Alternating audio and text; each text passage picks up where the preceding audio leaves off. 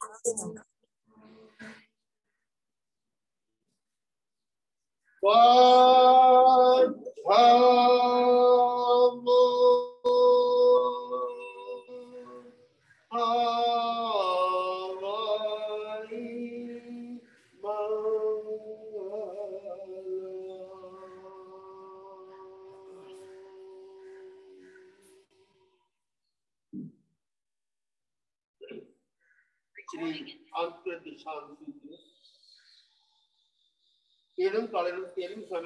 नाम नहरी उत्थापन्नो तत्नम चंपाई नहरी उत्तर पश्चिमे इसी भाई एक नाम कुंड बदले नाम के लिए दो उत्थापन संडे गन्नो इसे नाम चंपाई नहरी कोनी नाम राया उत्था मैया हिमवंत बंधु।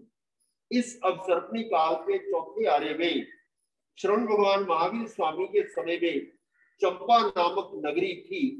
उस चंपा नगरी का विस्तृत वर्णन औपातिक सूत्र में दिया गया है, अतः वहां से जानना चाहिए।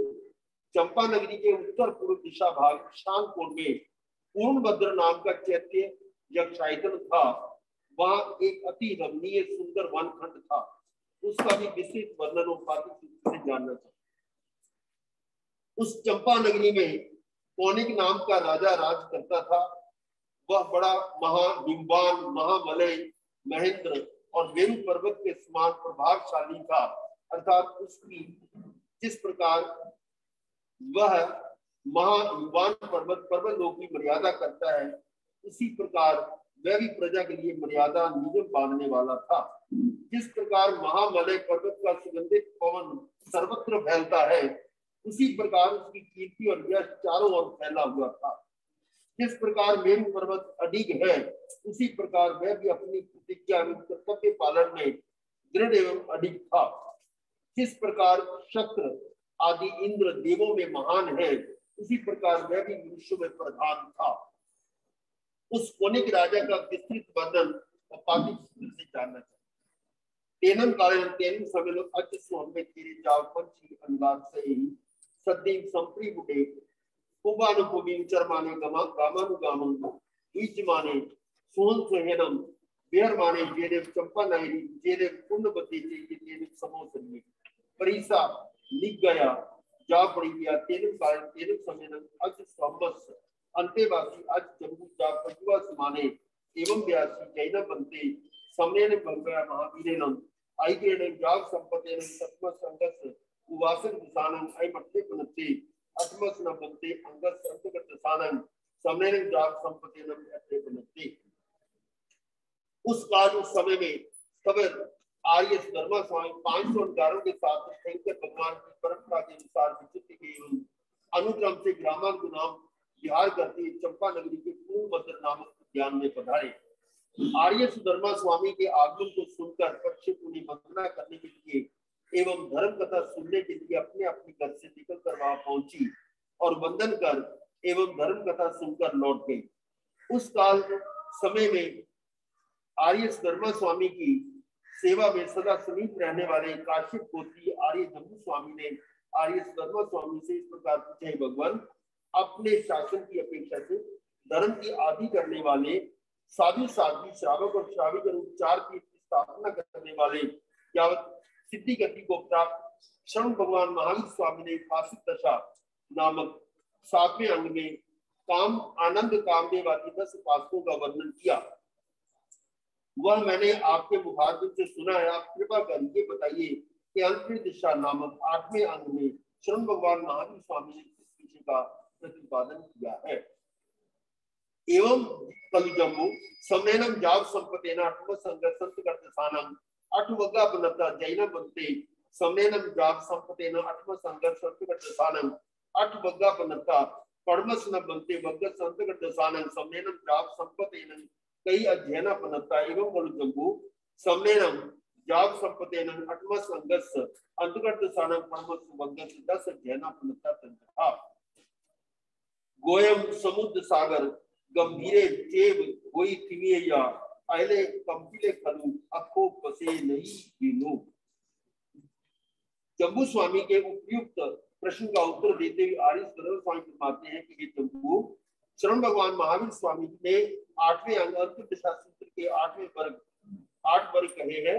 और ये भगवान शरण भगवान महावीर स्वामी ने अंतर्दशा नामक 8वें अंग में 8 वर्गों का प्रतिपादन किया है।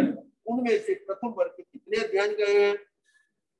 हे जम्बू, शरण भगवान महावीर स्वामी ने अंतर्दशा नामक 8वें अंग के प्रथम वर्ग में 10 अध्ययन गए हैं। वे इस प्रकार है: गौतम, समुद्र, सागर, गंभीर, समित, अचल, कंपिल, अक्षोक, प्रसेनजीत और विष्णु कुमार। जैन मंत्रे समय नाम जाप संपदे न आत्म संग संग दिशानं पड़मस वंदस दस जैना पनता संजय गोइमा गोइम जाप बिंदु पड़मस न बनते अध्ययनस अंधगत दिशानं समय न जाप संपदे न के अर्थे बनते एवं खलु जम्बू तेनम काले तेनम समय नाम बारवई नामम नहीं होता दुवालस जोयना यामा नव जोयन विचिन्या ना धन वई मई निमिया चामी गर्भागारा नाना मणि पंचवन कवि सीसग परिमंडिया सुरम्मा अलकापुरी संकासा पमुई पक्कीलिया कच्चकम देवलोग गुया पासाइया दर्शनिजा अभी हुआ पड़ी होगा। जम्बू स्वामी फिर प्रश्न करते हैं, भगवान शरण भगवान महावीर स्वामी ने अंतर्दशा नामक 8वें अंग के प्रथम वर्ग में 10 अध्ययन किए हैं, तो उनमें से प्रथम अध्ययन में क्या भाव है? श्री धर्मा स्वामी फरमाते हैं कि आयुष्मान जम्बू शरण भगवान महावीर स्वामी ने अंतर्दशा नामक 8वें अंग के प्रथम वर्ग के पहले अध्ययन में ये भाव कहे हैं। ये जम्बू इस अवसर्पणी काल के चौथे आर्य में जब 22वें तीर्थंकर भगवान अरिष्टमीनाथ स्वामी इस भूमंडल पर विचरते थे, उस समय स्वराष्ट्र देश की राजधानी द्वारका नाम की नगरी थी। वह 12 योजन लंबी और 9 योजन चौड़ी थी। वह धनपति अर्थात वेश्रमण कुबेर के अत्यंत बुद्धि कौशल द्वारा बनाई गई थी। वह स्वर्ण के प्रकोटे से घिरी हुई थी। इंद्रनील मणि, गडूरिय मणि, पद्मराग मणि आदि नाना प्रकार की 5 वर्ण की मणियों से जड़े हुए कपिशील कंगूरों से सज्जित शोभनीय एवं सुरम्य थी, जिसकी उपमा अलकापुरी कुबेर की नगरी से दी जाती थी। उस नगरी के निवासी सुखी होने से प्रमुदित, हर्षित और पीड़ा करने वाले थे, इसलिए वह नगरी भी प्रमुदित और पीड़ा कारक थी एवं आमोद, प्रमोद और पीड़ा की सामग्री से परिपूर्ण थी। अतः वह प्रत्यक्ष देवलोक समान थी। वह प्रासादीय दर्शकों के मन को प्रसन्न करने वाली और दर्शनीय थी। वह अभिरूप, प्रतिक्षण नवीन रूप वाली और प्रतिरूप सर्वोत्तम असाधारण रूप वाली सर्वांग सौंदर्य पूर्ण दैदीप्यमान थी।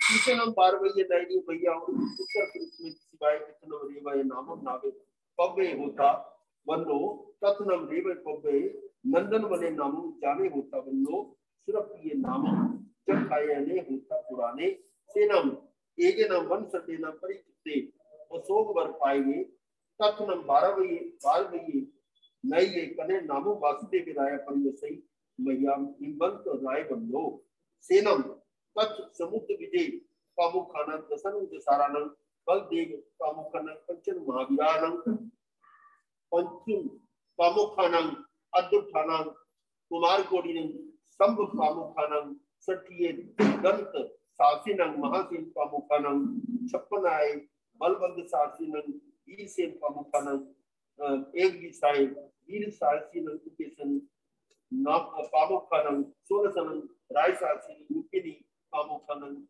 सोलसनंग देव सासिनंग अनंत सेना कामुखानंद अनेगानंद कनिया सासिनंग अनेसिचंग बहुनंग ईश्वर जाब सत्वाहनंग भारतीय नैये अद्भरस या समस्तस आहे वचन जाब रही।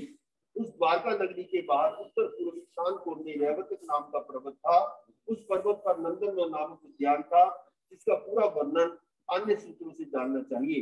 उस उद्यान में सूर्यप्रिय नाम के वृक्ष का जक्षायतन था, तो बहुत प्राचीन था। उस उद्यान में वनखंड से घिरा हुआ एक अशोक वृक्ष था। उस द्वारका नगरी में कृष्ण वासुदेव राज करते थे। जिस प्रकार महाहिमान पर्वत क्षेत्र की मर्यादा करता है, उसी प्रकार कृष्ण वासुदेव लोक मर्यादा को नियत एवं स्थिर करने वाले और लोक मर्यादा के पालक थे। द्वारका नगरी में समुद्र विजय आदि 10 शाह और बलदेव आदि 5 महावीर थे। प्रद्युम्न आदि 3.5 करोड़ थे और शत्रुओं से कभी पराजित न हो सकने वाले शाम आदि 60,000 शूरवीर थे। महासेन आदि सेनापतियों की अधीनता में रहने वाला 56,000 बल वर्ग सैनिक दल था। वीर सेन आदि 21,000 कार्यकुशल वीर थे। उग्रसेन आदि 16,000 राजा थे। रुक्मिणी आदि 16,000 रानियां थी। 64 कलाओं में निपुण ऐसी अनंग सेना आदि अनेक गणिकाएं थी और भी बहुत थे ऐश्वर्यशाली नागरिक, नगर रक्षक, सीमांत राजा, सेठ, सेनापति और सातवा आदि थे। ऐसे परम प्रतापी कृष्ण वासुदेव द्वारका से लेकर क्षेत्र की मर्यादा करने वाले वेताटे पर्वत पर्यंत अर्धभरत क्षेत्र के 3 खंड का एक छत्र राज करते थे। कथनम बारवैया नैरी अंधक बनी नामम राया परिसई मैया हिमंत बंधो तस्नम अंधक बनियस धनो धारणी नामम देवी होता बंधो तैनम सधारणी देवी अन्य क्याई कंसी तारिस कंसी सैनी देवसी एवं जहां महाबली सुविन दंसन कना कहना जम्मम बाल तनन कलाओ या योबन पानी के हम कंता पासाई होगा या नवरम गोयमो अपा नामेनन अठनन राय वर्तनानन एक दिवसीनन पानी जिना में अठो दाओ। उस द्वारका नगरी में महाईवान मंदिर आदि पर्वतों के समान स्थित एवं मर्यादा पालित बलशाली अंधक नाम के राजा थे। ईश्वरों के सभी लक्षणों से युक्त उनकी धारणी नाम की रानी थी। जो धारणी रानी किसी समय पुण्य आत्माओं के शयन करने योग्य और कोमलता आदि गुणों से युक्त शैया पर सोई हुई थी। उस समय उसने एक शुभ स्वप्न देखा। स्वप्न देखकर रानी जागृत हुई। उसने राजा के पास जाकर अपना देखा हुआ स्वप्न सुनाया। राजा ने स्वप्न का फल बतलाया। यथा समय रानी ने एक सुंदर बालक को जन्म दिया। बालक का बाल्यकाल बहुत पूर्व बीता। उसने गणित, लेख और भाष्य पढ़ाना सीखा। उसके बाद युवावस्था होने पर उसका विवाह हुआ। उसका भवन बहुत सुंदर था और उसकी भोगोपूर्ण सामग्री चित्ताकर्षक थी। इन सब बातों का विस्तृत वर्णन भगवती सूत्र शतक 11 उद्देश्य 11 में दिए महाबल कुमार के वर्णन के समान समझना चाहिए। अंतर इतना है कि इनका नाम गौतम था। माता पिता ने एक ही दिन में 8 सुंदर राजकन्याओं के साथ इनका विवाह कराया। विवाह में 8 कोटि हिरण्य चांदी, 8 कोटि स्वर्ण और 8 वस्तुएं आदि इन्हें दहेज में मिली।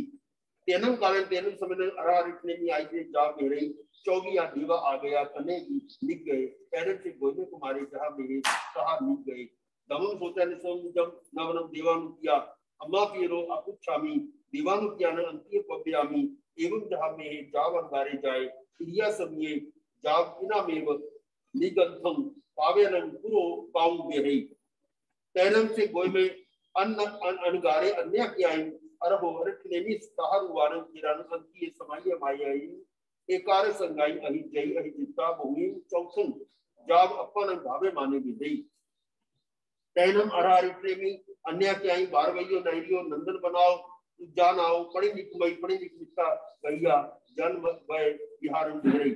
उस काल उस समय में अपने शासन की अपेक्षा से धर्म की आदि करने वाले 22वें तीर्थंकर भगवान ऋषि ग्रामन गुराम विचरते हुए द्वारका नगरी के बाद नंदनवन नामक उद्यान में पधारे। वहां भवनपति मानव्यंतर ज्योतिषी और विमानकों के चारों प्रकार के देव तथा मनुष्य और तीर्थ भगवान की धर्म कथा सुनने के लिए आए। कृष्ण वासुदेव भी अपने भवन से निकलकर भगवान के समीप धर्म श्रवण करने के लिए पहुंचे। ज्ञाता सूत्र के प्रथम अध्याय में वर्णित मेघ कुमार के समान गौतम कुमार भी धर्म कथा सुनने के लिए आए। धर्म कथा सुनकर और उसे हृदय में धारण करके गौतम कुमार ने भगवान से प्रार्थना की, हे भगवान, मैं अपने माता पिता से पूछकर आपके पास शिक्षा लेना चाहता हूँ। इसके बाद गौतम कुमार ने के अनगार होने तक का वृत्तांत ज्ञाता सूत्र के प्रथम अध्याय में वर्णित मेघ कुमार के समान समझना चाहिए। जैसे मेघ कुमार वैराग्य प्राप्त कर माता पिता की बहुत समझाने पर भी भोग विलास की समस्त सामग्री को छोड़कर अनगार बन गए, उसी प्रकार गौतम कुमार भी अनगार बन गए। अनगार बनने के बाद विद्या संति, भाषा संति आदि से लेकर निर्गम प्रवचन को आगे रखकर भगवान के कहे हुए प्रवचनों का पालन करते हुए विचरने लगे। उसके बाद गौतम अनगार ने किस समय में हरिवंश भगवान ऋषि के गीतार्थ सविर साधुओं के समीप सावध्य योग परिवर्जन, निर्बद्ध योग सेवन रूप समायिक आदि 6 आवश्यक तथा 11 अंगों का अध्ययन किया। अध्ययन करके बहुत से चतुर्पद यानी उपवास और शत बेला, अष्टम भक्त तेला, दशम भक्त चोला, द्वादश भक्त चोला, अर्धमास और मास को बनाते से अपनी आत्मा को भावित करते हुए चलने लगे। अरिहंत भगवान अरिष्टनेमि ने द्वारका नगरी के नंदन मानव ज्ञान से विहार कर दिया और धर्मोपदेश करते विचरण करने लगे। तैनम से गोय में अनगारे अन्य क्या ही वो जेने अरब ने भी केने वो दक्षिण मुचिदा अरम अरिष्टनेमि की कुतवायनी ज्ञानी कई विरुद्धा वंदे नमसी वंदिता नमसी तैम जाति चामिन मनते तुबे हम अबनु नाय समाने समासो बिकु पड़ियम संपचितानम विरति एवं जहां कंदो तहा बारस इक्कू पड़िबाव भासे पासिता गुण रहनम की तवो कमो तहे फासे निर्वशेषम एवं जहां कंदो जहां तहा चिंतई तहा अपुच्छई तहा तेरे सद्दि सेंतुजम दुरई मासी ऐसा निगनाय बारस बरसाए पर्याय जाप सिद्धि। एक दिन गौतम अंगार पर्यंत ऋषि ने भगवान ऋषि को 3 बार अदक्षिण प्रदक्षिण किया। अदक्षिण प्रदक्षिण करके गौतम कुमार ने भगवान को वंदन नमस्कार किया। इस प्रकार निवेदन करने लगे, भगवान आपकी आज्ञा हो तो मैं मासिक भिक्षु प्रतिमा स्वीकार करूं। भगवान ने फरमाया जैसे सीखो वैसे करो। भगवान की आज्ञा पाकर गौतम अंगार ने भगवती स्कंदक मुनि के समान 12 भिक्षु प्रतिमा का सम्यक आराधन किया और स्कंदक मुनि समान ही गुणरत्न संवत्सर नामक तप का पूर्ण रूप से आराधन किया। जिस प्रकार स्कंदक मुनि ने विचार करके भगवान से पूछा, उसी प्रकार गौतम अंगार ने भी विचार किया, भगवान से पूछा। स्कंदक मुनि विपुल पर्वत पर गए और उसी प्रकार गौतम मुनि भी स्तंभों के साथ शत्रुंजय पर्वत पर गए और 12 वर्ष की दीक्षा प्रयाग पालन कर मासिक संलेना करके सिद्ध मुक्त हुए। एवं करो जब सम्मेलन जात संपन्न अध्ययन चाहे बढ़ते बनते पढ़ो अध्ययन समर्थम एवं जान बोलो कहा सेता भी बनी किया धारणी माया समुद्र सागरी गंभीरे किमिए अले कंपीले अखोगे उसे नहीं बिन ये एक गमा पढ़ो बगोदा से जाना बनता। श्री धर्मा स्वामी अपने जम्बू स्वामी से कहते हैं आज हम जम्बू सिद्ध गति नामक स्थान को प्राप्त श्री भगवान महावीर स्वामी ने अंतका दशा नामक 8वें अंक के प्रथम वर्ग के प्रथम अध्याय में गौतम कुमार की मोक्ष प्राप्ति का वर्णन किया है। इस प्रकार गौतम कुमार के प्रथम अध्याय का वर्णन किया है, उसी प्रकार शेष समुद्र कुमार आदि के 9 अध्यायों का वर्णन भी जानना चाहिए। कुमारों के नाम इस प्रकार है, समुद्र कुमार, सागर कुमार, गंभीर कुमार, समीर कुमार, अखिल कुमार, कंपिल कुमार, अशोक कुमार, प्रसेनजीत कुमार और विष्णु कुमार। इन सबके पिता का नाम अंधक विष्णु और माता का नाम धारणी है। इसके अतिरिक्त 9 अध्यायों में कोई भेद नहीं है, सबका वर्णन एक समान है। ये जम्बू इस प्रकार प्रथम वर्ग के 10 अध्यायों का प्रतिपादन किया गया है। प्रथम वर्ग समाप्त।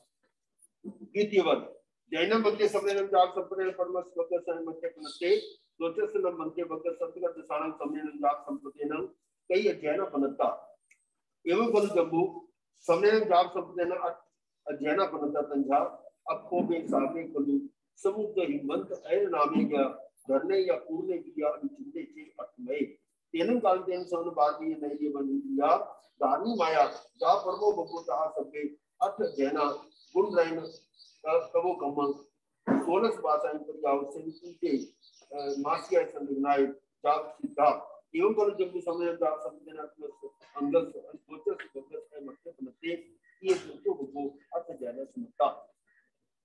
जम्बू स्वामी अपने गुरु श्री भगवान स्वामी पूछते हैं, भगवान सिद्ध गति को प्राप्त भगवान महावीर स्वामी ने प्रथम वर्ग में गौतम आदि 10 कुमारों की मोक्ष प्राप्ति का वर्णन किया है तो मैंने सुना। इसके बाद अंतर्गत दशा के दूसरे वर्ग में ज्ञानों का प्रतिपादन किया गया है। श्री धर्मा स्वामी कहते हैं, जम्बू श्रवण भगवान महावीर स्वामी ने दूसरे वर्ग में 8 अध्यायों का वर्णन किया। इस प्रकार है, अक्षोभ, सागर, समुद्र, हिमपान, अचल, धरण, पूर्ण और विचंद्र। जिस समय भगवान ऋषि विचरते थे उस समय द्वारका नगरी में अंधक नाम के राजा रहते थे। उनकी दादी नाम की रानी थी। उनके अक्षोभ, सागर, समुद्र, हिमवान, अचल, धरण, पूर्ण और विचन नाम के 8 पुत्र थे और प्रथम वर्ग में गौतम आदि अध्ययन के समान अक्षोभ आदि 8 अध्ययन भी है। गौतम आदि 10 कुमारों के समान उन्होंने भी गुण रत्न संवत्सर प्राप्त किया। 16 वर्ष तक दीक्षा प्रयाग का पालन किया और शत्रुंजय पर्वत पर 1 मास की संलेखना करके सिद्ध बुद्ध हुए। ये जम्बू श्रवण भगवान महावीर स्वामी ने अंतर्गत दशा नामक 8वें के दूसरे वर्ग में उपरोक्त अर्थ का प्रतिपादन किया है। तृतीय वर्ग जैनमन्ते समयेन जाग संपत्तेन आत्मसंगत दोषस्य वद्यस्य मध्य प्रत्यय तस्य संबंधे वद्य समयेन जाग संपत्तेन के अपने बनते एवं कल जब समयेन जाग संपत्तेन आत्मसंगत तस्य संबंध तेरे से जैन बनता तंधा अनीय सेने अनंत सेने अजीय सेने अनीय यु देव सेने शत्रु सेने सारने गए समूह दुए कुए धार्मी अनदिति जैनमन्ते समयेन जाग संपत्तेन आत्मसंगत अंधगढ़ साना तस्य संबंध तेरे से जैन बनता तंधा अनीय सेने जाग अनदिति परमस न बनते अजैनस अंतर्गत सारंग सम्मेलन जाग संपत्तेन के अपने बनते। अब जम्मू स्वामी श्री स्वर्मा स्वामी से पूछते कि हे भगवान शरण भगवान महावीर स्वामी ने अंतर्गत नामक 8वें अंक के तीसरे वर्ग में क्या भाव कहे हैं। श्री स्वर्मा स्वामी जम्मू स्वामी से कहते हैं हे प्रभु शरण भगवान महावीर स्वामी ने तीसरे वर्ग में 13 अध्ययनों का वर्णन किया वह इस प्रकार है। अनिक सेन, अनंत सेन, अजित सेन, अनिहत विपुल, देवसेन, शत्रु सेन, सारंग, गज, सुमुख, दुर्मुख, कूपक, दारुक और अनादृष्टि। हे भगवान इस तीसरे वर्ग में शरण भगवान महावीर स्वामी ने 13 अध्ययनों का वर्णन किया तो प्रथम अध्ययन का क्या भाव प्रतिपादन किया है। एवं बलु जम्मू तेन काले तेन सम्मेलन बद्रीपुर नामक नैरे होता रिद्धिमयी समिति बनो तस्न बद्रीपुर नैरस भैया उत्तर पूर्व के ऋषि भाई श्री बने नामों जाने होता बनो ये सत्य आया तस्न बद्रीपुर नैरे नागे नाम गावई होता अडे जा अपरी हुए तस्न नागस गावई से सुरसा नाम बारिया होता सुमाला जाप सुनवा तस्न नागस गावई से सुरसाई बारिया है अत्ते अन्य सेने नामों कुमारी होता सुकुमारे जाप सुनते पंच दाई करते कन्या तीन दाई वचन दाई मंडन दाई इलाही दाई अंक दाई जहाँ गढ़ करने जाप गिरी कंदर मली नेव चंपक वर पाएवे सोम सुनेन परिवृत्ति। ये जम्मू काल समय में बदरपुर नाम का नगर था वह नगर उत्तर नगरों में सभी गुणों से युक्त एवं धन धान्य से परिपूर्ण था और उस बदरपुर नगर के पारिशान कोण के सभी गुणों से युक्त श्रीवन नाम का उद्यान था और नगर में जिस शत्रु राजा राज करता था उसी नगर में नाग नाम का एक दातापति रहता था। वह अतीब समृद्धशाली और अपरिभूत उसका कोई भी प्राभव यानी अपमान नहीं कर सकता था। उसकी माता का नाम सुरसा था जो अत्यंत सुकुमार में स्वरूप थी। नाग दातापति का पुत्र सुरसा का जात अनिल से नाम का कुमार था और जिनके हाथ पांव अत्यंत सुकोमल थे और वह अत्यंत स्वरूप था। क्षीर दात्री दूध पिलाने वाली गाय माता, वज्जन दात्री स्नान कराने वाली गाय माता, मंडल दात्री वस्त्र अलंकार आदि से भूषित करने वाली गाय माता, तीन दात्री पीड़ा कराने वाली गाय माता और अंक दात्री गोद में उठाने वाली गाय माता। इन 5 प्रकार की गाय माताओं से उसकी दृढ़ प्रति के कुमार के समान प्रतिपालना की जाती थी। जिस प्रकार पर्वत की गुफा में रही मनोहर चंपक लता सुरक्षित रूप से बढ़ती है उसी प्रकार अनिल सेन कुमार की बढ़ने लगा।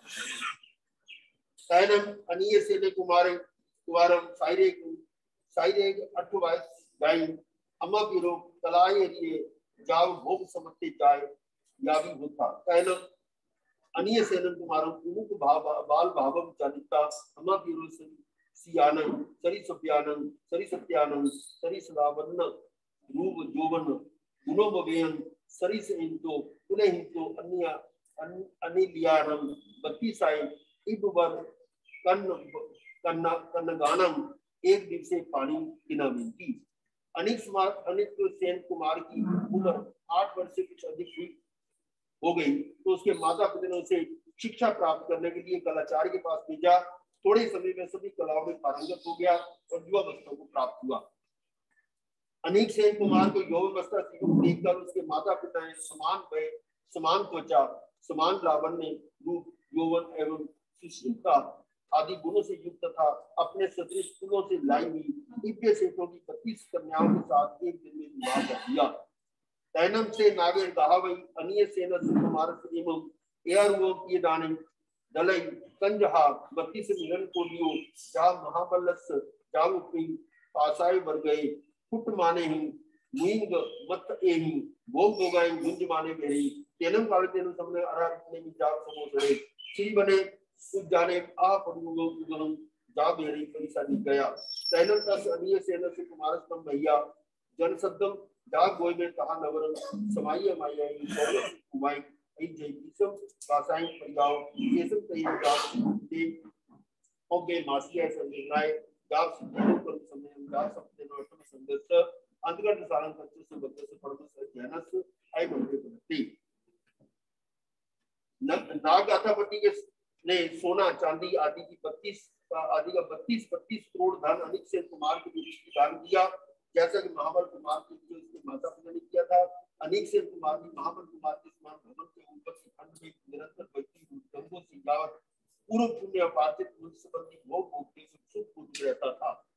उस काल समय में अंतर्वेशनवी भगवान उस बदलपुर नगर के बाहर श्रीमन नाम के ज्ञान में पधारे और अपनी मर्यादा के अनुसार वगैरह लेकर बिचरने लगे। जन समुदाय में परिषद धर्म कथा सुनने के लिए अपने अपने घर से निकली। जन समुदाय का कोलाहल सुनकर अनिक सेन कुमार भी गौतम कुमार के समान अपने भवन से निकला और भगवान के समीप आकर धर्म कथा सुनी और माता पिता की आज्ञा प्राप्त कर दीक्षा धारण कर ली। गौतम कुमार के अध्ययन में से इसमें यह विशेषता कि उन्होंने समय का 14 पूर्व का अध्ययन किया, 20 वर्ष दीक्षा प्रिय का पालन किया और शत्रुंजय पर्वत पर जाकर 1 मास की संलेखना करके सिद्ध बुद्ध मुक्त हुए। 6 सारा अधिकार गौतम कुमार के समान है। श्री वर्मा स्वामी कहते हैं कि जम्मू सिद्धि गति को प्राप्त शरण भगवान महान स्वामी ने अंतर्गत दशा के तीसरे वर्ग के प्रथम अध्ययन में अनिक सेन कुमार का उपयुक्त वर्णन किया है। इसी तीसरे वर्ग का प्रथम अध्ययन समाप्त।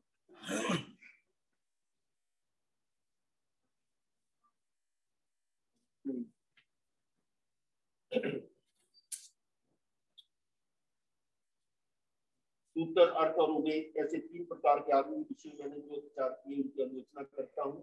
सूत्र अर्थ आदि के निश्चित किए 3 अक्षर अधिक अक्षर पद जिन्हें योगी जोशी बोलते हो योगी की शक्ति से अधिक बोध दिया, बुरे भाव से बोध दिया, अकाल में स्वाध्याय किया, काल में स्वाध्याय न किया, अस्वाध्याय में स्वाध्याय, स्वाध्याय में अस्वाध्याय, इस प्रकार मैंने जो सब इसमें विचार किए मेरा पाप निष्फल।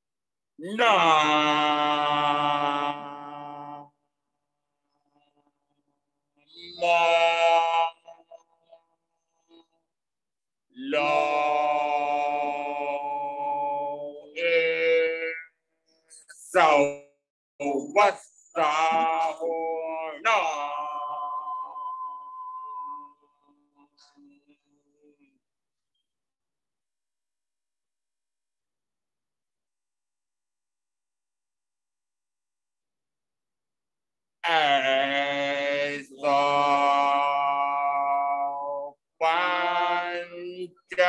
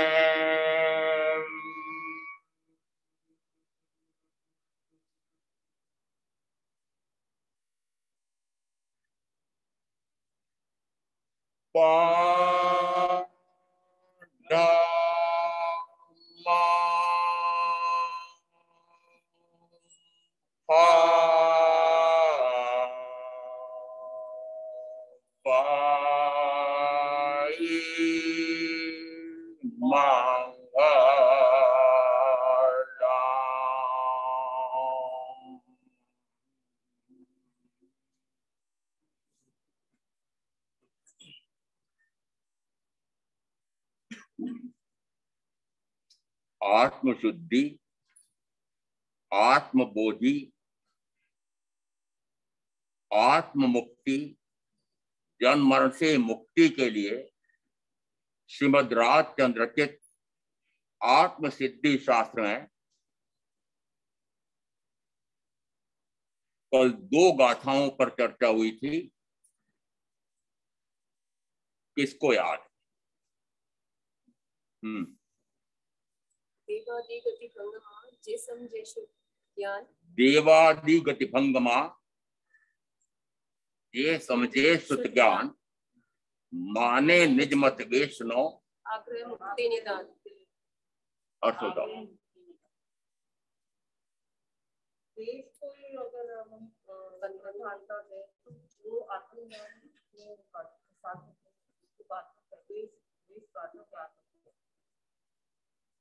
देवादि गतिभंगा ये समझे शुद्ध ज्ञान, ये देव आदि के जो भंग शास्त्रों में आए हुए हैं, आगम में आए हैं, उन्हीं को यदि वह शुद्ध ज्ञान मान लेता है, देवादि गति भंगमा ये माने शुद्ध ज्ञान, माने निज मत वैष्णो, अपने ही मत का, और मैं जिस मत को मानता हूं उस मत के मानने वाले ऐसे जो गुरु हैं उनका जो वेश है, ऐसा ही मैं उनको गुरु रूप मानता हूं। देवादि गति भंगमा जे समझे सुत ज्ञान, माने निजमत में निजमत वैष्णो आग्रह मुक्ति निदान। और ऐसा हटाग्रह मताग्रह कदागर करके और उसी से जन्म से मुक्ति का उपाय मान लेता है। इसका अर्थ है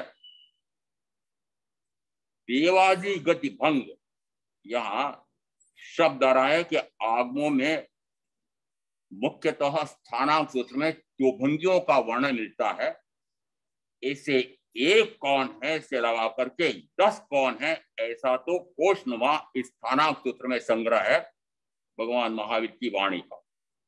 एक और इस प्रकार का समवायांक सूत्र है, उसमें 1 से लगा करके फिर 2, 10, 100 संख्यात, फिर असंख्यात, ऐसे अनंत इस प्रकार का वर्णन मिलता है। वह भी एक कोशनुमा आगम है। एक तीसरा आगम व्याख्या वृत्ति सूत्र में तीर्थंकर महावीर से गौतम स्वामी ने जो प्रश्न पूछे थे, उनके उत्तर रूप में 36,000 प्रश्नों का उत्तर वह उसमें संकलित है। यदि कहीं से कोई और विषय नहीं मिलता हो तो कहा फिर व्याख्या प्रकृति सूत्र में ढूंढो, वहां से अवश्य में ही मिलेगा। इसका अर्थ हुआ कि आगमों में जो विशेषता वर्णन आ रहा है, ये जो वर्णन है उसमें मान लिया कि वही श्रुत ज्ञान है। श्रुत का अर्थ क्या? सुना हुआ। किसने सुना? किससे सुना?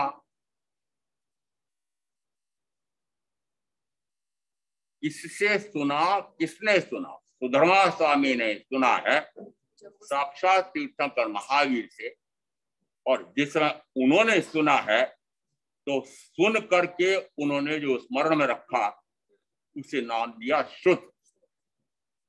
और फिर उस श्रुत से होने वाला ज्ञान, श्रुत से होने वाला ज्ञान, वो ज्ञान क्या है?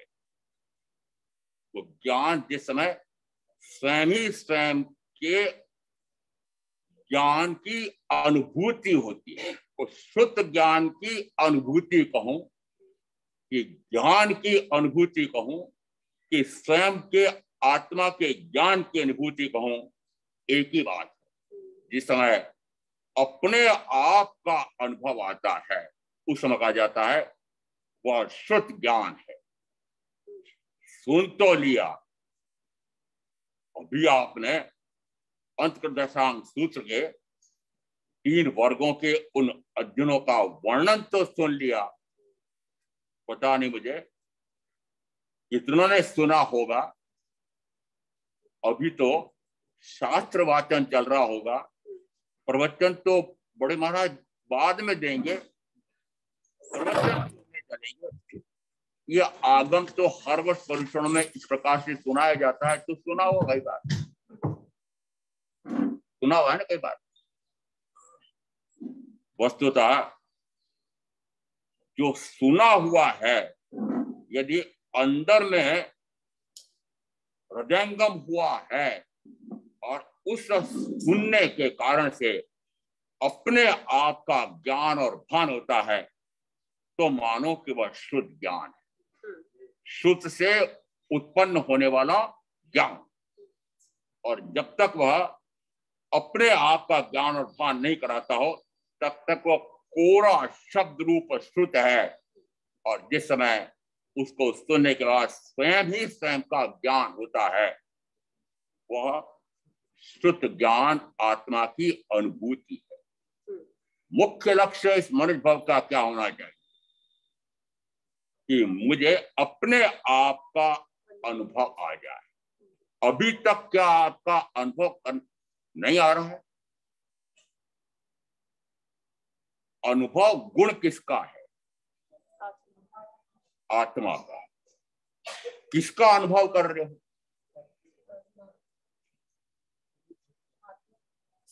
गुण तो निश्चित रूप से आत्मा का है। आत्मा में अनुभव करने का गुण है। और अब पूछ रहा हूं, अनुभव किसका कर रहे हो? शरीर आदि। किसका अनुभव है? शरीर। शरीर के साथ जुड़े हुए 5 इंद्रियों के भोगों की पूर्ति में सहायक परिजन, और परिजन के लिए जोड़ा हुआ धन। ऐसे एक शब्द में कहा प्रथमतः शरीर आदि। ये शरीर आदि को जानता हूं, उसका मुझे प्रत्यक्ष अनुभव है कि यह शरीर मैं हूं। हाँ तो भरो, ये शरीर मैं हूं। बोली नहीं? क्या समझ रखा अभी तक आप? ये शरीर मैं हूं, शरीर ही मैं हूं, मेरा ही यह शरीर है। मैं इसका और ये मेरा, मैं इसका और ये मेरा। तो अनुभव किसका आ रहा है? मेरा अनुभव आ रहा है कि इस शरीर आदि का अनुभव आ रहा है? शरीर आदि का जब तक अनुभव है, वह शरीर पुद्गल है। पुद्गल परमाणु का स्कंद रूप शरीर, वर्ण, गंध, रस, स्पर्श, ये 4 गुण पुद्गल परमाणु के होते हैं। इन पुद्गल परमाणुओं के स्कंद रूप शरीर को अपना जाना, अपने रूप देखा और अपने रूप यह मेरा है ऐसा अनुभव आया। यह मेरा है ऐसा अनुभव आया। सत्य है? अरे ये तो सत्य है कि मेरा ऐसा मुझे अनुभव आ रहा है।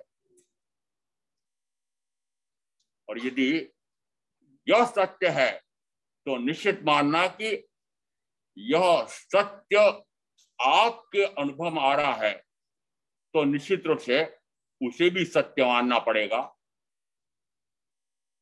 अथवा निश्चय नय ग्रहे मात्र शब्द निमाय लोपे सद्व्यवहार ने साधन रहित था। आगे की गाथा में आ रहा है, अथवा निश्चय नय ग्रहे, निश्चय नय को ग्रहण करके क्या करता है? अथवा निश्चय नय ग्रहे मात्र शब्द निमान, वो शब्द रूप उसने निश्चय नय का स्वरूप समझ लिया है और उसी को वह ज्ञान मानता है। अथवा निश्चय नय ग्रहे मात्र शब्द निमान लोपे सद्व्यवहार ने साधन रहित था। सद्व्यवहार को तो लोप कर देता है और इस कारण से वह सर्व प्रकार के साधनों से परे हो जाता है। समस्या आ गई।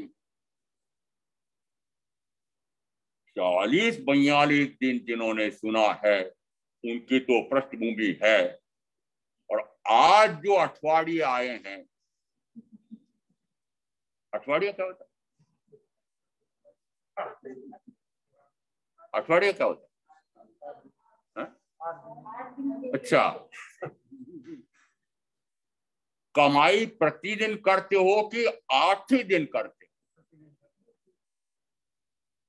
कमाई करके 5 इंद्रियों का भोग 8 ही दिन करते हो कि 365 दिन करते?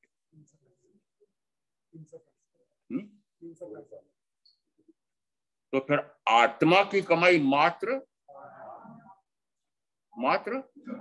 8 दिन। क्यों भाई, ये अंतर क्यों?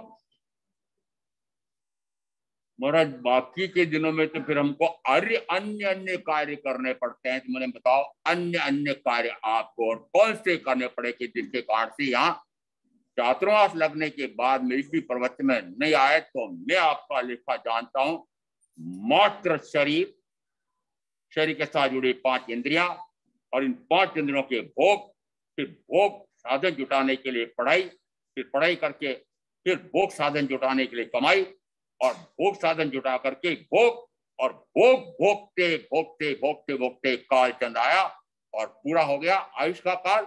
और जाओ 6ठी नाग की बहनें और 7वीं नाग के पुरुष, अभी तक जो कर रहे हो उसका फल क्या आ रहा है? यहाँ आ रहा अथवा निश्चय नय ग्रहे। पहले जो 2 गाथा में आया, अब दूसरी बात कही है कि वह निश्चय नय के अनुसार जैसा उसने आत्मा का स्वरूप समझा है वैसा ग्रहण कर लिया। निश्चय नय क्या है और व्यवहार नय क्या है? और ये बातें ऐसी सभा में क्यों करने बैठ गए कि जिस समय आपकी गूढ़ मर्म रहस्य समझने वाले कुछ ही लोग बैठते हैं, उनके सामने इस प्रकार की बातें करो। अभी तो आम जनता आई हुई है, इनके काम की बात करो ना। किसकी बात करूं? निश्चय नय और व्यवहार नय। यदि किसी भी द्रव्य के तत्व के स्वरूप का विवेचन करना हो तो क्योंकि प्रत्येक द्रव्य अनंत गुण धर्मात्मक है, यदि एक एक गुण का वर्णन करना पड़ेगा तो फिर एक समय में एक गुण का वर्णन करना पड़ेगा, दूसरे समय में दूसरे गुण का वर्णन करना पड़ेगा। एक साथ तो सबका वर्णन नहीं हो सकता है। इस कारण से जिसमें अनंत धर्मात्मक ऐसे द्रव्य का स्वरूप का वर्णन करते हैं तो फिर वह विवक्षा से वर्णन करते हैं। इस अपेक्षा से इस द्रव्य का ऐसा स्वरूप है, इस अपेक्षा से इस आत्म द्रव्य का स्वरूप ऐसा है। अपेक्षा से जो वर्णन किया जाता है उसी को कहा नाम नय विवक्षा। मुख्यतः दो नय कहे गए हैं। वैसे तो यदि अनंत गुण है तो अनंत नय है, परंतु इनको हम अब संक्षेप करते हैं कि दो नय मुख्य हैं। एक है निश्चय नय, दूसरा है व्यवहार नय। एक है द्रव्यार्थिक नय, दूसरा है पर्यायार्थिक नय। द्रव्यार्थिक नय किसको कहते हैं कि जो द्रव्य को विषय करता है उसे तो कहते हैं द्रव्यार्थिक नय, और जो उसकी पर्याय को प्रमुख करते हैं उसको नाम दिया पर्यायार्थिक नय। द्रव्य, गुण और पर्याय, अब इन तीनों को व्यक्त करने के लिए दो प्रकार के नय आ रहे हैं। द्रव्य यह गुणों के आश्रित रहता है, गुण द्रव्य के आश्रित रहते हैं, और पर्याय द्रव्य और गुण के आश्रित रहती हैं। ऐसा उत्तराधीन सूत्र के 28वें अध्याय में आया हुआ। इसका अर्थ है कि एक अपेक्षा से कोई द्रव्य है, पौद्गलिक शरीर, तो अब यहाँ पहले पौद्गलिक शरीर का आपको पूरा जायजा लेना पड़ेगा। यह शरीर कैसा है कि शरीर एक पुद्गल द्रव्य है। इस पुद्गल द्रव्य के कुछ गुण होंगे, तो गुण कौन से कहेंगे कि इसमें वर्ण है, गंध है, रस है, स्पर्श है। वर्ण, गंध, रस, स्पर्श और इन गुणों का समूह रूप पुद्गल भिन्न भिन्न है कि एक ही है?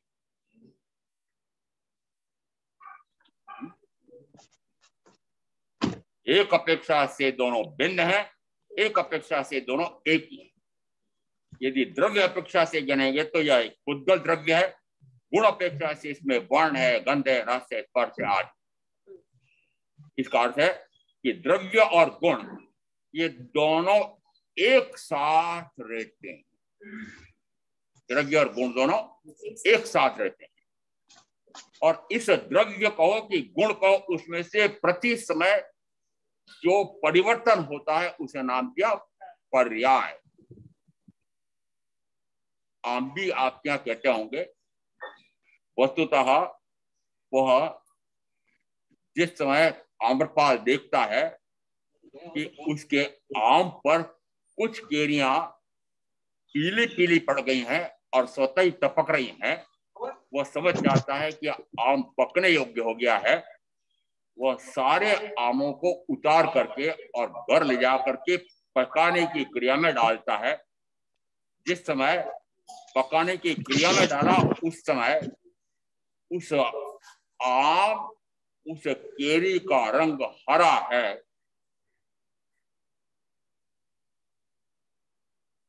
वर्ण हरा है, गंध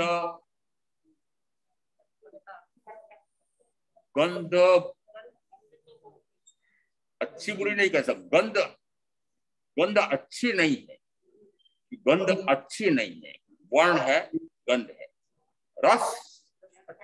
रस खट्टा है और स्पर्श कड़ा है।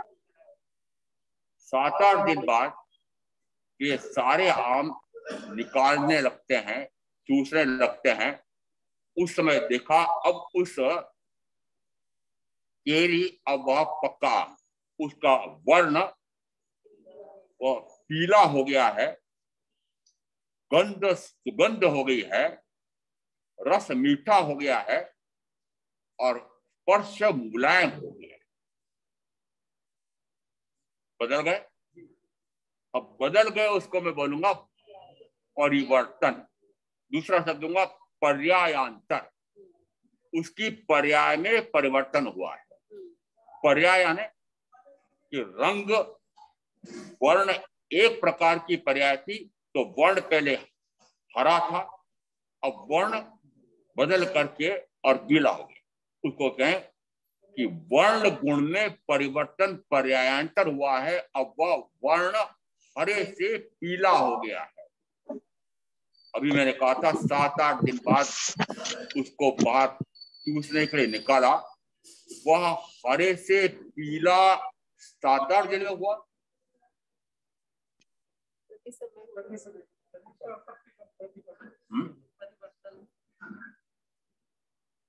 जिस समय यहाँ प्रवचन सुनने, शास्त्र सुनने आए होंगे, उस समय इस शरीर का वर्ण,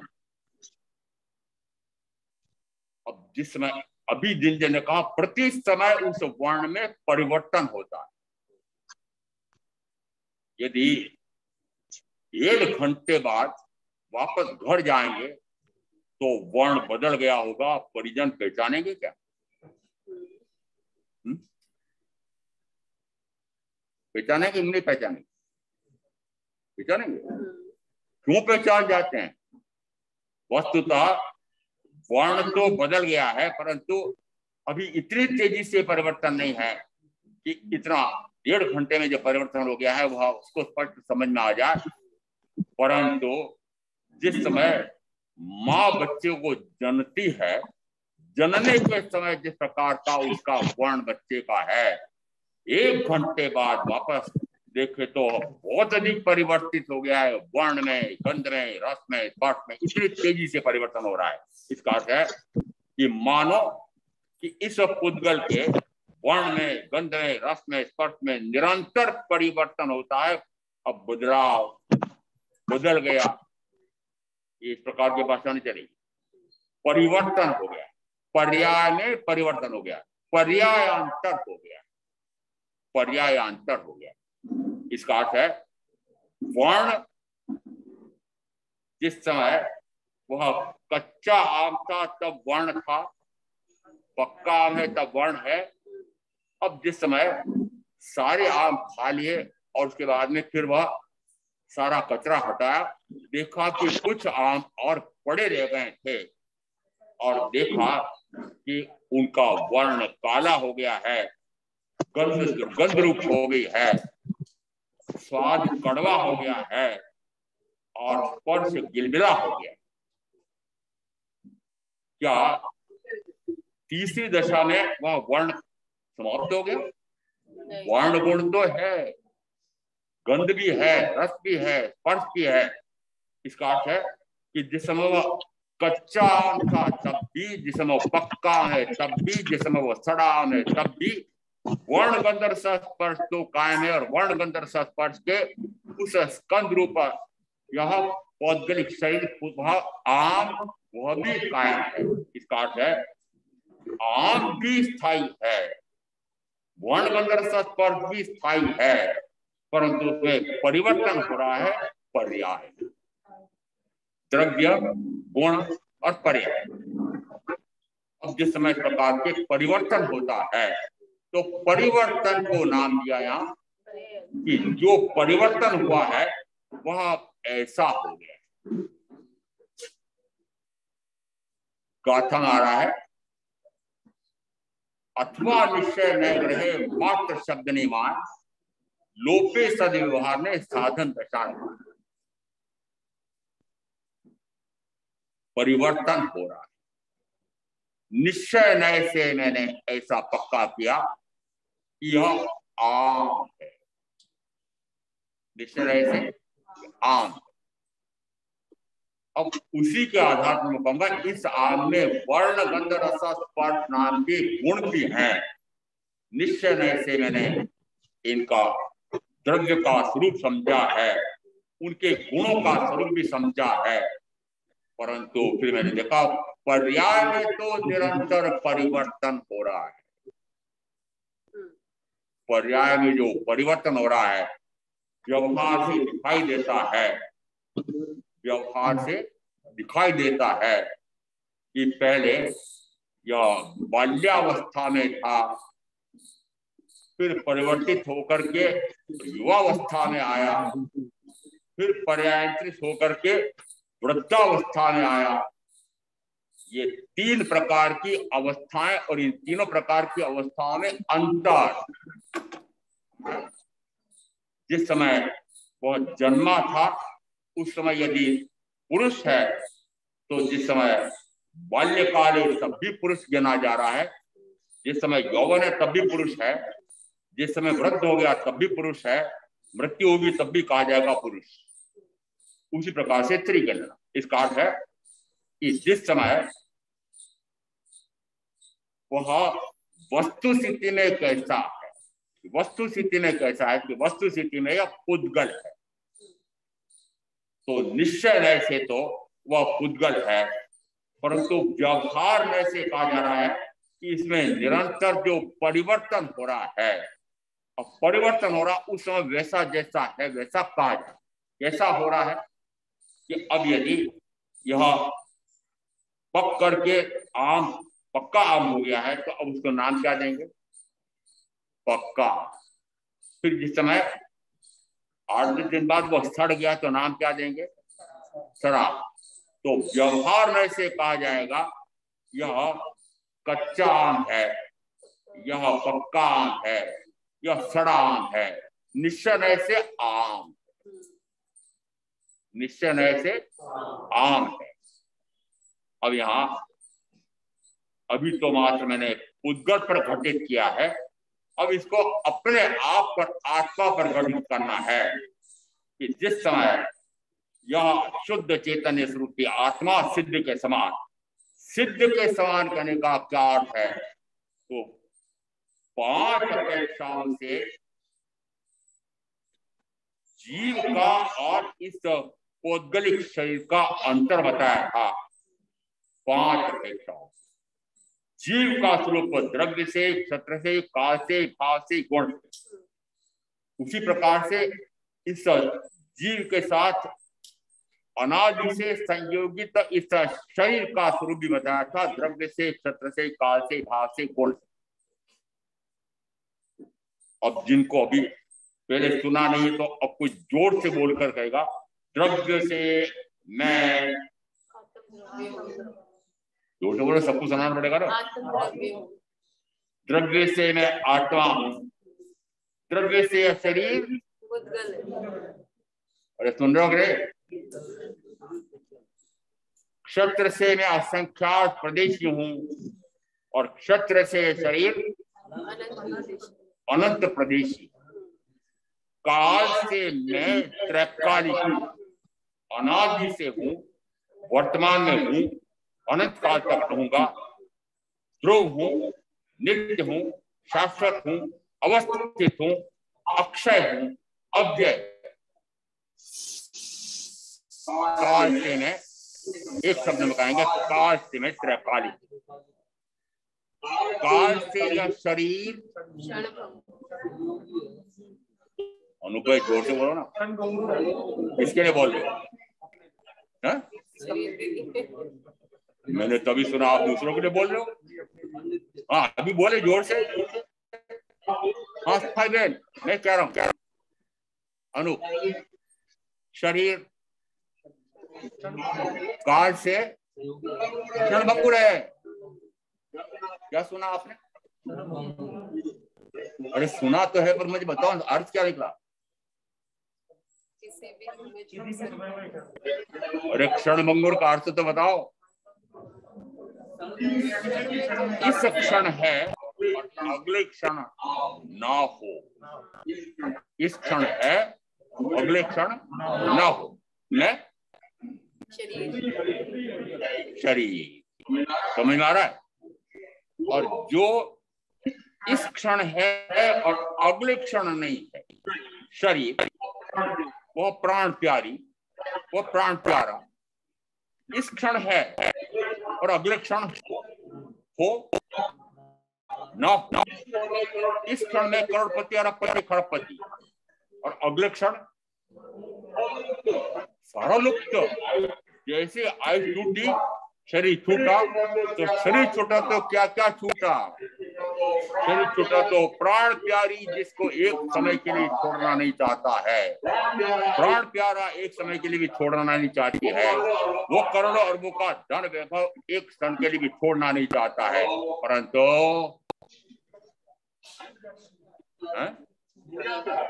छूट जाता है। छोड़ना चाहते हो, छोड़ना नहीं चाहते हो, हाय हाय करते हुए मरते समय सीखते जाओगे। छोड़ना तो नहीं चाहता हूं, परंतु सुरेंद्र जी कह रहे हैं छोड़ना तो महाराज नहीं चाहता हूं, पर छूट रहा है। क्या पकड़े रख सकते हो? पकड़े रख सकते हो? क्या मेरा है? क्या मेरे अनुसार चलता है? क्या शरीर मेरी मानता है? आपकी मानता हो तो मानता होगा। मैंने तो पक्का कर लिया है कि शरीर मेरी मानता ही। मित्रता कब नित्य है? दोनों मित्र एक दूसरे की बात सुने, एक दूसरे की बात माने तो मित्रता नित्य है। मैंने समझा कि मेरा मित्र है, जैसा जैसा ये कहता गया मैं इसकी बात मानता गया। फिर मैंने कहा भाई देख, अब मुझे प्रया बदल गई है और अभी तक तो मैं तेरी इतनी साथ संभाल करता था, अब मैं तेरी साथ संभाल नहीं करूंगा, अब तू मेरे अनुसार चल। दीक्षा लेने के बाद मैंने इसको कहा कि अब तू मेरे अनुसार चलना। इतने काल तक मैं तेरे अनुसार चला, ये तो अड़ गया। मैं तो मेरे अनुसार चलूंगा, तुम्हारे अनुसार क्या चलो? मैं तो मेरे अनुसार चलूंगा। मैंने कहा मैं तो तुम्हारे अनुसार चला था इतने काल तक, तो तुम भी मेरे अनुसार चलो। चलता है? चलता है? मानता है? नहीं मानता। आप क्यों मानते? मैंने पक्का कर लिया है कि शरीर मेरी नहीं मानता है तो मैं भी इसकी नहीं मानता। जा भाड़ में, जा भाड़ में। तो भाड़ में जाने वाला है। अरे भाड़ में जाने वाला है कि नहीं? भाड़ समझते हो? बड़बुंजी की भाड़, वो अर्थी जिस समय जल रही होगी, तो तू तो मरने वाला, जलने वाला। अरे तू तो जलने वाला, मरने वाला, जल मर। मेरा क्या जाता है? मेरा क्या जाता है? अरे तू जले तो मरे, तो मेरा तो कुछ जलता नहीं है, मेरा तो कुछ बढ़ता नहीं। ये अंदर पक्का है। जावे सो मेरा नहीं, मेरा सो जावे। जावे सो मेरा नहीं, मेरा सो जावे। मेरा क्या? मेरा क्या? अनंत ज्ञान, अनंत दर्शन, अनंत सुख, अनंत वीर, ये मेरा है। मेरा सो जावे नहीं। इन गुणों में से एक भी गुण एक अंश में भी कभी जाता नहीं, मेरे साथ सदा काल रहते। कौन से गुण? अनंत ज्ञान, अनंत दर्शन, अनंत सुख, अनंत वीर, ये अनादि से मेरे साथ हैं और अनंत काल तक मेरे साथ हैं। मेरा है जो मेरा है, इस कारण के जो मेरा है वह जाता नहीं है, तो जो जाता है वह अच्छा ऊपर से बोल रहे हो अंदर से बोल रहे हो? अरे ऊपर से बोले हो अंदर से बोले हो? क्या अभी तो आप बुलवा रहे हो इसलिए बोल रहे हो। अभी तो आप बुल रहा हो इसलिए बोल रहा हूं कि हे प्राण प्यारी तू मेरी नहीं है। महाराज जिस समय बुलवा रहे हो बड़ी सभा में, क्या बोलूंगा? तो मैंने बोला था उस समय कि तू मेरी नहीं है। अरे तू तो मेरी है। अरे वहां अलग बात थी, अभी अलग बात है। तो स्थानक में अलग और घर में अलग। तो घर में तो जैसा है वैसा बोलना पड़ता, रहना पड़ता है, और स्थानक में आए तो महाराज ने कहा हाँ बोलो, ये प्राण प्यारी तुम्हारे नहीं है, ये तो मिट्टी है, ये मिट्टी का शरीर है, मिट्टी से ही जन्मता है, मिट्टी से ही बड़ा होता है, मिट्टी खाता है, मिट्टी बनाता है और मिट्टी में मिल जाता है। मिट्टी का पुतला, ये तो स्थानक में आते तब याद आता है। कब आएगा? ये मिट्टी का पुतला है, सड़ने गलने नष्ट होने वाला है, वर्ण गंध रस स्पर्श वाला है, न जाने किस क्षण यह छूट जाने वाला, न जाने किस क्षण यह छूट जाने वाला है। कब याद आता है? या तो स्थानक में आ जाता है, या स्मशान में आ जाता है, या ऐसे चिकित्सालय में जहां पर चटपट लोग मर रहे होते हैं वहां पर याद आता है। जिस समय 5 इंद्रियों का चक्कर के भोग भोग रहे होते हो, जिस समय उन भोगों के साधन जुटाने के लिए, कमाई करने के लिए डटे हुए हो, पेड़ी पर बैठ करके, गद्दे में बैठ करके करोड़ रुपए के बारे जारी करो, छप्पन कपट मायाचारी कर रहे हो, कर चोरी कर रहे हो, उस समय याद आता है कि न जाने कब टूट जाएगा। उस समय याद आता है, और जिस समय याद आना चाहिए उस समय तो आता नहीं है, और स्थानक में याद आ रहा है। अभी तुम्हारा जैसा घुटा देंगे, बोल दो रट्टू तोते, इसलिए जिस समय बोलते हो ना, हाँ हमारा सत्य आपके, मैंने अभी ये तोते, अभी तोते जैसे बोल जाते, घर जाकर वैसे बोलोगे कि तो मेरी नहीं, मैं तेरा नहीं, तेरी मेरी कट्टी, तेरी मेरी कट्टी। किससे? सबसे पहले कट्टी किससे? शरीर से। क्यों? क्योंकि शरीर से कट्टी हो जाए तो फिर शरीर से जुड़े हुए प्राण प्यारे परिजन सारों से कट्टी। आज करा दूं? अरे आज के दिन तो करा दूं, 8 दिन तो करा दूं, तेरी कोई वापस परीक्षण पर मनाने, क्या मनाने आपको परीक्षण पर? मैं कहा 8 दिन के लिए कट्टी आगे करो, और 8 दिन के लिए प्राण प्यारे से कट्टी। देखो हाँ नहीं हो रही है, हाथ ऊंचा नहीं हो रहा है, अच्छा चलो इनको दिखाना नहीं है, अंदर ही अंदर में कट्टी आज से 8 दिन के लिए, ठीक है। और यदि 8 दिन में आपको अनुभव आता है कि कट्टी करने से तो अपने आप का ही जानना, अपने आप को ही देखना, अपने आप को ही रमना, ऐसा अनंत आनंद का अनुभव आए तो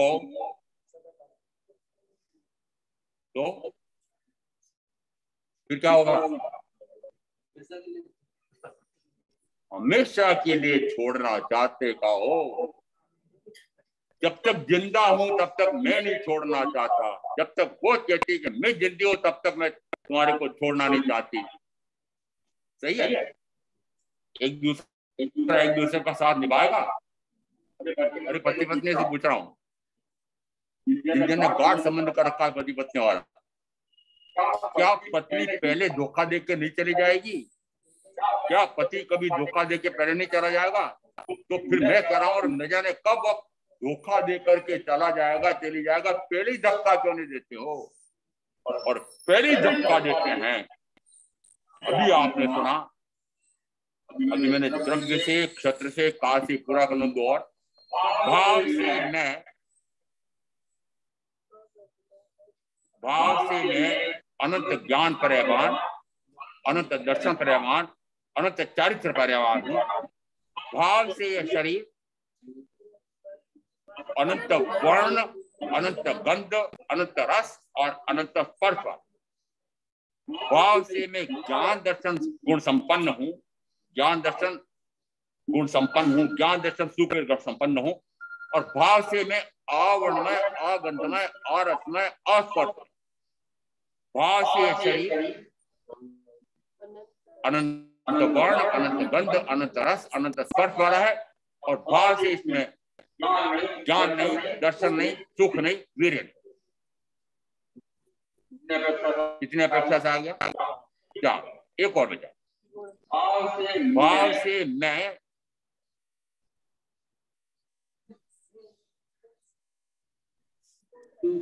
जोर से बोलो ना, उपयोग गुण वाला।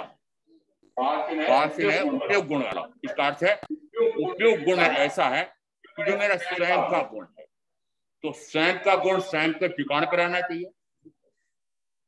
वो उपयोग अपने आप को जानने में, अपने आप को देखने में लगना चाहिए। सही है? क्या अपने आप को जानने में, अपने आप को देखने में लगा हुआ है? किसको देख रहे हो? शरीर को। इस शरीर पर उपयोग जा रहा है, शरीर के माध्यम से होने वाली वेदना पर, सातारूप असातारूप वेदना पर ध्यान जा रहा है। इस शरीर से जुड़े हुए प्राण प्यारे परिजन परिजन, उन पर ध्यान जा रहा है, उपयोग जा रहा है। इसका अर्थ है कि जिसको आपने अपना जाना है, जिसको अपने रूप देखा है, जिसको अपने रूप माना है, उसके ऊपर उपयोग जा रहा है। और जिस समय अपने रूप जाना है वो अनुकूल लगता है तो फिर राग रूप और प्रतिकूल होता है, द्वेष रूप होता है। और ऐसा करके अनंत कर्म का ढेर लग जाए। ये अनंत कर्म का ढेर कैसे लग रहा है? पराये को अपना जाना, अपने को जाना नहीं। पराये को अपना, पराया कौन? अभी तो बोल दो कम से कम पराया कौन? अरे अभी तो बोल दो कम से कम पराया कौन? पराई कौन? पराया कौन? बोलने में जी बोल नहीं पा रहे। मैं पूछ रहा हूँ बहनों को, पराया कौन? अरे प्राण प्यारा पराया है, लड़की का पुतला है, बोलते क्यों नहीं हो? सुन तो लिया था, सुन लिया था। गुण से मैं उपयोग गुण वाला हूं और गुण से है शरीर पुद्गल ग्रहण गुण वाला।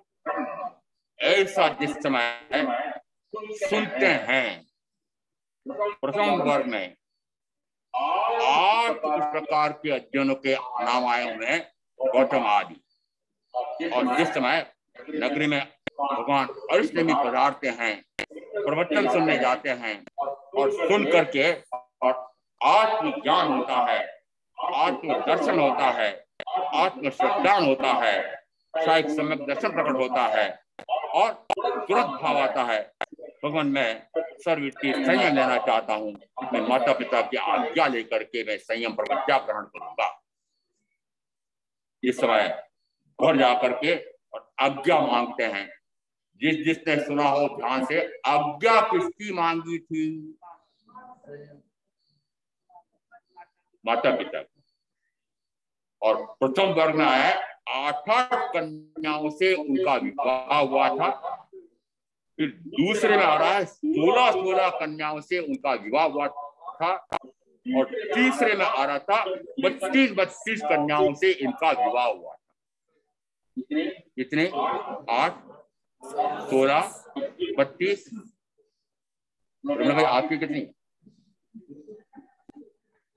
हारा तो बोलो, कितनी तो बता दो। एक ही है? अच्छा, आपको पूछ रहा हूँ, एक ही है पति? 5 नहीं है? पांडव एक नहीं छूट रहा है, एक नहीं छूट रही है, और वहां पर 8। और समान रूप और लावण्य वाली, शब्द आ रहा होगा, समान रूप और लावण्य वाली 8 कन्याओं से एक साथ विवाह कराया है। और उनको प्रीतिदान कितना दिया है उसका वर्णन भी आ रहा है। 8 करोड़ सोनैया आदि, ऐसा प्रीतिदान तो माता पिता पेड़ वाले दे रहे हैं। और जितना पिता ने दिया है उतना ही वापस मेरे पिता, तो जो सास ससुर ने दिया था उतना ही वापस ये मेरे पिता भी दे रहे हैं। ऐसे इनको कितना धन प्राप्त हो गया था। और फिर वे वह सारा धन 8 में या 16 में या 32 में बांटते हैं। और 2 गुंतक देव जैसे ये 5 इंद्रियों का चक्कर के भोग हो गए। कौन? 8, 16, 32। 2 गुंतक देव, विशेष प्रकार के देवों का वर्णन आ रहा है कि देव गति में जाकर के देव देवी से जिस प्रकार से पहले दूसरे में कहा जाता है स्वर्ग में जो भोग भोगते हैं, वो ऐसा भोग इस प्रकार के ये इस पंचकर दशांक सूत्र में भी आ रहा है कि वे भी इस प्रकार का भोग भोग रहे थे। तीर्थंकर अरिष्टनेमी परमात्मा से प्रवचन सुना। कितने? एक बस। अरे एक ही सुना क्या? आपने कितनी? कोई बात सुने, वो कई बार सुने, कोई काम के नहीं हुए। एक बार सुना और एक ही बार रंग चढ़ गया। एक बार सुना और एक बार वैराग्य का रंग चढ़ गया। वैराग्य का रंग कैसे चढ़ता है? वैराग्य का रंग चढ़ता है जिस समय अंदर में सुन करके पक्का हुआ कि सारा क्षण भंगुर। क्या सुना उन्होंने? सारा क्षण भंगुर है, ये संसार क्षण भंगुर है। संसार क्षण भंगुर नहीं है। मैं निश्चित रूप से कह रहा हूं, ये जिस समय आयुष का काल पूरा होता है उसको मैं दूसरा नाम देता हूं, जिस समय आंखें मिचाएगी, पहले बोलते तो मिचाएगी नहीं मिचाएगी कभी, कब? न जाने कब। अब न जाने कब आंखें मिचा जाएगी, उस समय क्या क्या छूटेगा?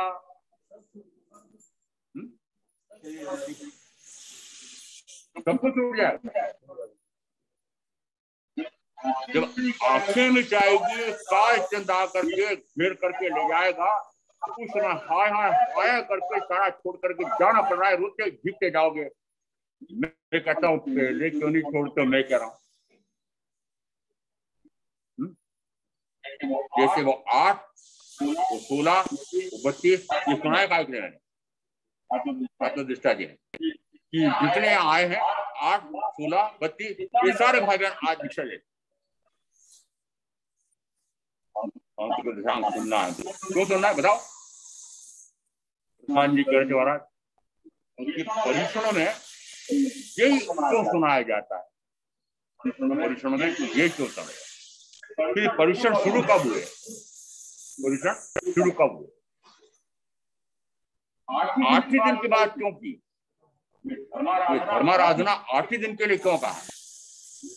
इसलिए 8 दिन आया कि जो निरंतर 365 दिन नहीं कर पाते हैं, सदा दिवारी संत की 12 महाबसंत, साधु साधियों के बोल रहा हूँ, सदा दिवारी संत की 12 महाबसंत, इनके 8 दिन की बात का नहीं है। वे तो निरंतर स्वाध्याय, निरंतर ध्यान, निरंतर त्याग, निरंतर तपस्या, ये तो निरंतर कर रहे हैं। इनके लिए वहां पर परिश्रम है। किसके लिए? किसके लिए है? क्यों? आपने समझा कि हम यदि इसी प्रकार से हो जाएंगे, हम भी आप जैसे हो जाएंगे, तो महाराज वो गृहस्थी पाली है मैंने, वो कौन चलाएगा? फिर मैंने जो विवाह किया है उसको छोड़ कर आऊंगी तो धोखा हो जाएगा। उन बच्चों को छोड़ करके कैसे आऊं महाराज? तो बच्चों का छोड़ना है, ये तो पलायन हो जाएगा। तो जितने भी हुए जो तीर्थंकर हैं और अभी जो आप सुन रहे हैं, ये सारे पलायनवादी थे। संसार के, परिवार के, चिंताओं की, दुख के, परेशानी, उससे घबरा करके और पलायन करके सर्विस की सेम लेकर चले। पलायनवादी है ना? अरे मेरा पूछ रहा हूं मैं कि संसार के, परिवार के दायित्वों से घबरा गया था तो क्या किया? पलायन करके। अरे महाराज कैसे हो आप? मैं तो जूझ करके, संघर्ष करके अभी वहां डटा हुआ हूं। आप कैसे रणछोड़दास हो कि इस सांसारिक समस्याओं से घबरा करके संसार को छोड़ करके चले गए? रणछोड़दास पूरे बने। और मैं तो रण में डटा हुआ हूँ। सुरेंद्र जी, प्रधान जी, महामंत्री जी, सारे अभी मैं तो मैदान में डटा हुआ। क्या डटे हुए? क्या कर रहे हैं अभी आप मैदान में डटे हुए? क्या कर रहे हैं? जन्म और मरण के बीच में आने वाली सारी समस्याओं से जूझने के लिए निरंतर पुरुषार्थ। सही है? जन्म और मरण के बीच में आने वाली सारी समस्याएं आज भी गिन लेना, आपकी बता सकता हूँ, आपके सारे सुनने वाले आपके आज की बता सकता हूँ, इतने दिन के बता सकता हूँ कि जो सुनने हारे होते हैं, चाहे मैं कितना ही कहूँ चाहे मैं, तब भी मात्र जन्म और मरण के बीच में आने वाली समस्याओं के हल के लिए ही भटक रहे हैं। और जो साधु साधी उनका उपाय बताता है, उसके यहाँ पर सैकड़ों, हजारों, लाखों की संख्या में जाने वाले मिलते हैं, सुनने वाले मिलते हैं। और जन्म और मरण के बीच में आने वाली समस्या आती क्यों है कि जन्म लेना पड़ा इस कारण। तो मैं कहता हूँ, महावीर कहते हैं कि अरे भाई ऐसा उपाय क्यों नहीं करो कि जन्म ही न लेना पड़े। वो आपको पसंद नहीं आता, वो आपको पसंद नहीं आता। मैंने देख लिया 40-42 प्रवचन देख लिया मैंने, क्या आपको पसंद आता ही नहीं है। तो मैं सोचता हूँ मैं क्यों बोलता रहूं लगातार, आपसे प्रवचन क्यों देता रहूं। प्रवचन के अनुसार ना आप सुनते हो, न सुन करके करना चाहते हो। करना तो बहुत दूर है, करना भी नहीं चाहते।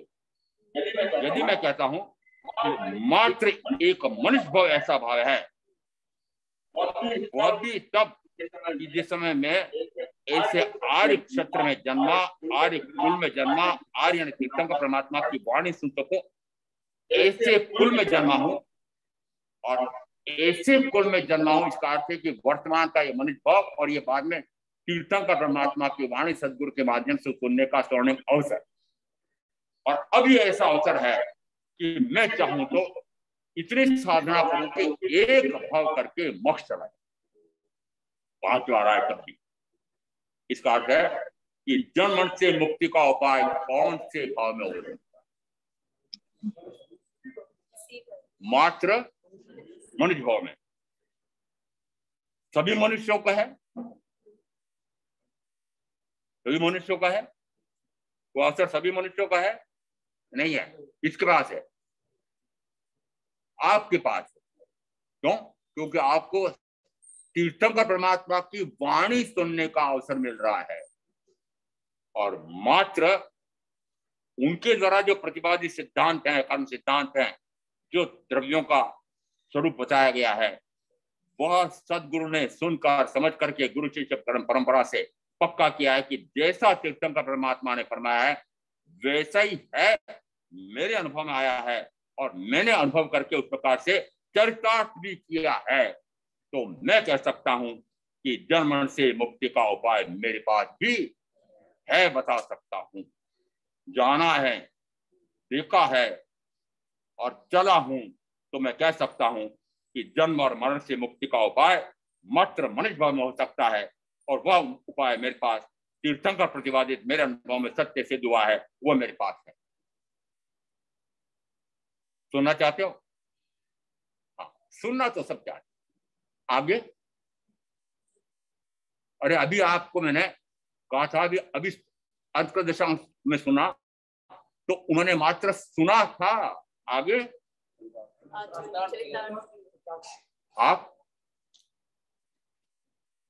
अरे मैं आपकी पूछ रहा हूं, उनका तो मुझे पता है कि उन्होंने सुना है और सुनते से ही फिर चट से क्यों, आविष्कार का कोई भरोसा नहीं है, इसलिए सुनते से उन्होंने कहा मैं तो अभी प्रवचन लेना चाहता हूं क्योंकि आविष्कार का भरोसा है।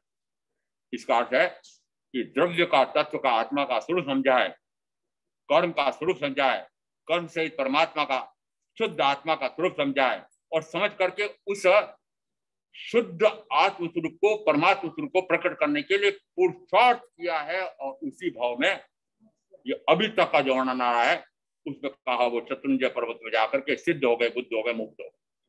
इसका अर्थ है इस सूत्र में अन्य आगमों में और इस आगम में एक बड़ी विशेषता आई है। प्रधान जी का हल कर रहा हूं मैं। महाराज जी, अंतर्ध्यान सूत्र ही परीक्षणों में क्यों सुनाया जाता है? आगमों में एक भारी भरकम व्याख्या प्रकृति सूत्र है, उसको तो नहीं सुना सकते। बहुत छोटे छोटे से भी सूत्र हैं, ये मात्र निर्यावलिया, और निर्यावलिया कहने के लिए एक है परंतु उसमें 4 आगम 5 आगम है, बहुत छोटे छोटे। तो न तो ये इतना छोटा है, न ये इतना भारी भरकम है। ऐसा है कि जो 8 दिन में सुनाया जा सकता है, सुना जा सकता है। और फिर विशेषता क्या है कि इसमें जो साधक हैं वे साधक कैसे हैं कि मात्र एक प्रवचन सुनते हैं और एक प्रवचन सुन करके उसी भाव में तुरंत दीक्षा लेते हैं और उसी भाव में वे सिद्ध बुद्ध मुक्त हो जाते हैं। और जितने भी इसमें हैं 51 तो अरिष्टनेमी परमात्मा द्वारा बोधित और 39 तीर्थंकर महावीर द्वारा बोधित, ये 90 आत्माएं हैं। और ये 90 की 90 आत्माएं पूर्व भाव से घोर कर्मा आए। घोर कर्मा यानी ज्ञानावरणीय, दर्शनावरणीय, मोहनीय, अंतराय, चारों कर्म भरपूर बांध करके आए। मात्र विशेष बात ये थी कि इनके अघाती में से इन्होंने ऐसा कोई पुण्य किया है, ऐसा कोई विशिष्ट पुण्य इन्होंने किया है कि साक्षात 51 को तो तीर्थंकर अरिष्टनेमी परमात्मा की और 39 को साक्षात तीर्थंकर महावीर की वाणी सुनने का अवसर मिलता है। और वाणी सुन करके, एक प्रवचन सुन करके वे उसी भाव में चारों घाती कर्मों का क्षय करते हैं।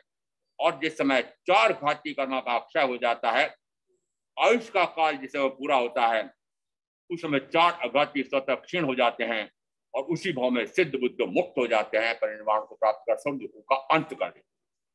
सर्व दुखों का अंत कहाँ?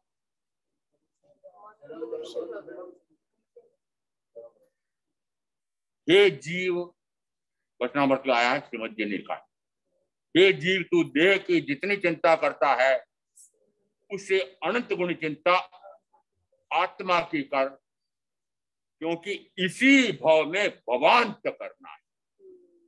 इसी भाव में भवांत करना है। भगवान समझते हैं? भवों का अंत कर, भवों का अंत, भवों का समझ लो। अभी भाव का अभी तक की क्या स्थिति चल रही? अनंत भाव भ्रमण, अनंत भाव भ्रमण। और अभी तक के आपके जिन ने ये आयुष काल व्यतीत किया है, अभी तक का लेखा मैं आपको बता रहा हूं। अभी तक जो आपने किया है वो 18 प्रकार के पापों का चक्कर के सेवन किया है, 5 इंद्रियों का चक्कर के भोग भोगा है।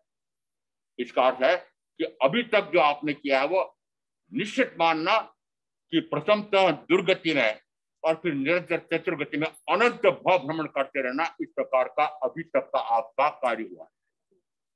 अनंत भाव भ्रमण वो किसके कारण हुआ? किसके कारण हुआ? आपने चिंता किसकी की? देह की चिंता की है।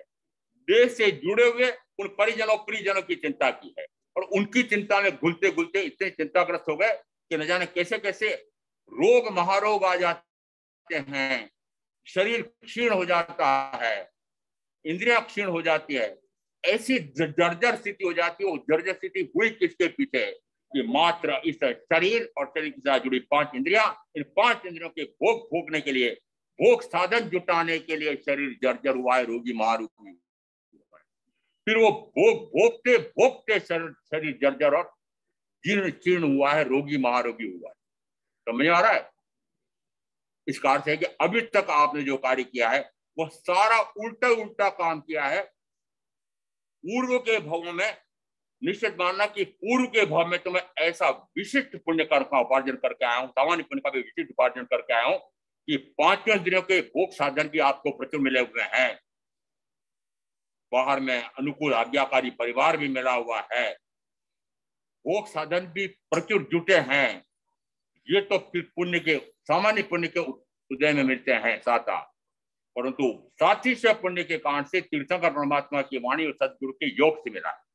और अब उसमें आ रहा है, हे जीव देह की तू जितनी चिंता करता है उसे अनंत गुण चिंता आत्मा की कर।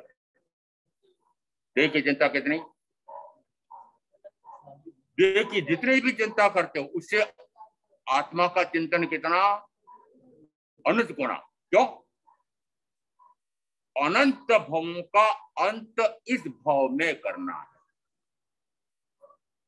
हम तीनों तो तय कर लिया। आपकी पूछ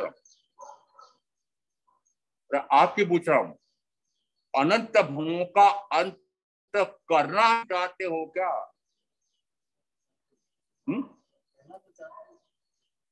जहां चाह वहां राह करना चाहते हो, झूठ बोल रहे हो, झूठ बोल रहे हो। ये व्यावहारिक भाषा में भी कह रहा हूं, व्यावहारिक कार्य में जहां चाह वहां राह। व्यावहारिक कार्यों में तो, शरीर संबंधी कार्यों में तो मैं जो चाहूं वो करूं। नेपोलियन कहे कि मैं जो चाहूं संभव कर सकता हूं, तो मैं मानता हूं कर्म की बाधा है, कर्म की बाधा है।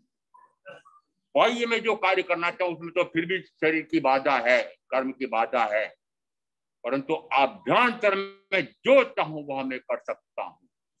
मैं यदि इस भाव में, इस परीक्षण में आज ही, अभी ही, कहां तक ला रहा हूं, अभी मैं भगवान करना प्रारंभ करूं तो भगवान कर सकता हूं। इसका अर्थ है कि वर्तमान में भी मुझे ऐसा स्वर्णिम अवसर मिला हुआ है कि मैं भवों का अंत कर सकता हूं। और जिसको ऐसा अंदर में पक्का है कि भव भ्रमण करते करते जन्म का अनंत दुख पाया है, वो अनंत दुखों का मुझे अंत करना है, तो ये वीतराग की वाणी सदगुरु के माध्यम से सुनने का जो अवसर मिला है वो तब सफल होगी कि भवांत करने के लिए इस वाणी का सदुपयोग करें और इसी प्रकार का आत्म पुरुषार्थ करें। मैं आप जो ऐसा करेंगे उनका उच्च कल्याण होगा। ओम शांति। गुरुदेव क्या गया, चत्तारि मंगलाम अरिहंता मंगलाम सिद्धा मंगलाम साहू मंगलाम कीली पणत धम मंगलम। चत्तारि लघुत्तमा अरिहंता लघुत्तमा सिद्धा लघुत्तमा साहू लघुत्तमा कीली पणत धम लघुत्तमा। चत्तारि संपवज्जामि अरिहन्ते संपवज्जामि सिद्धे संपवज्जामि साहू संपवज्जामि केवली पणत्तम धम्मम शरणम पवज्जामि। चार मंगले, चार उत्तम, चार शरणा और शरणा नहीं कोई, जो भव्य प्राणी याद तो अक्षय अमर। महामंत्री जी ने सीमा मान रखी थी 9:30। ठीक है। भगवान महावीर स्वामी